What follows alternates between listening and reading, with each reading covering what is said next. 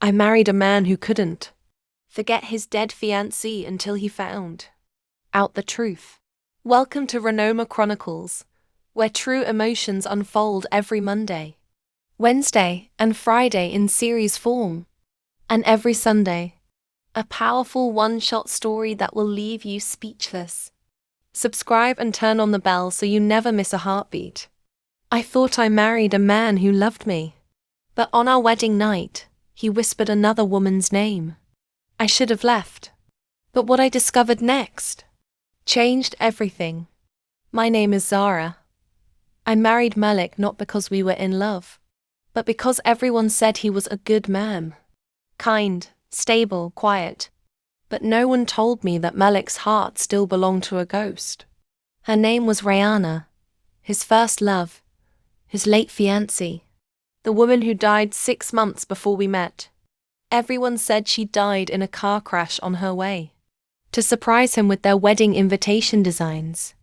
Malik never spoke of her, but on our wedding night, just as he fell asleep, he whispered, "Rayhana." I kept my promise. I froze. I thought it was a one-time thing, but it wasn't. He called her name in his sleep. He looked at me like he was searching for someone else. He barely touched me. He barely saw me. I wasn't his wife. I was her shadow. But one night, while looking for painkillers in his drawer, I found something strange. A small envelope, full of letters. Love letters. From Rayhana. The latest one was dated 2 months ago. I stared at it in shock. "Rayhana, I'm sorry. I didn't mean for this to happen. I still love you. I only married her to silence my mother. I see you everywhere. Forgive me." My hands shook. She was supposed to be dead. So who was writing these? And why was Malik lying? I didn't confront him. Not yet. I needed answers. I started digging. First stop. Her old university. She had withdrawn 1 month before the supposed accident. Second stop. Her best friend Tinu. After a long silence, Tinu whispered, "Rayhana isn't dead, Zara." She ran. And now, she's hiding from Malik. The next morning, I followed the address Tinu slipped into my hand. A quiet compound in Abuja. I knocked 3 times. The door opened slowly. And there she was, Rayhana, crying. And behind her, a child. She didn't let me into the house. Instead, she stepped outside, shut the door behind her, and stared at me like a mirror, like 2 women caught in the same storm, wearing different masks. I asked her one question. "Why did you disappear?" She looked down at her hands, then back at me, and her voice cracked as she spoke. "Because Malik was going to marry me without telling me I was pregnant." My breath hitched. "Pregnant?" She nodded, wiping tears from her eyes. I told him. He went cold. Not angry. Not sad. Just strategic. He said a child would ruin our plans. That I'd deliver the baby in secret, give it up, and pretend it never happened. I felt my knees weaken. She continued, voice trembling. He wanted perfection, not love.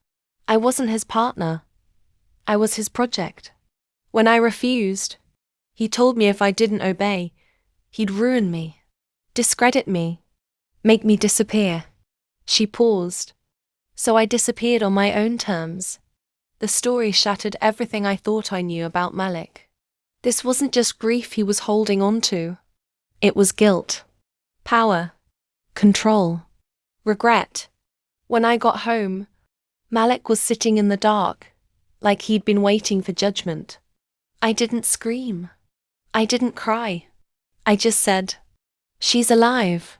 And so is your child." He closed his eyes. Tears fell. "I knew," he whispered. "I got a letter once. I tore it up, because I couldn't face what I'd done. I asked, calmly, 'Why me, Malik? Why marry me?' His voice shook. "Because I wanted a do-over. a second chance to love right. But I ended up loving like I feared, with silence, with control, with shadows of the past. We both sat in silence. I had every reason to walk away. But somehow, in that moment, we both saw the truth. Not perfect love, but broken love still breathing. Malik and I visited Rihanna again. He apologized. Genuinely. Tearfully. She forgave, not for him, but for herself. She let him meet their son. And when we walked away, hand in hand, I whispered, "This is the beginning. No more ghosts. No more silence." And for the first time, I believed myself. Can broken people build real love? Should Zara give Malik a second chance after everything? Drop your thoughts in the comments. Subscribe for more soul-gripping one-shots every Sunday on Renoma Chronicles.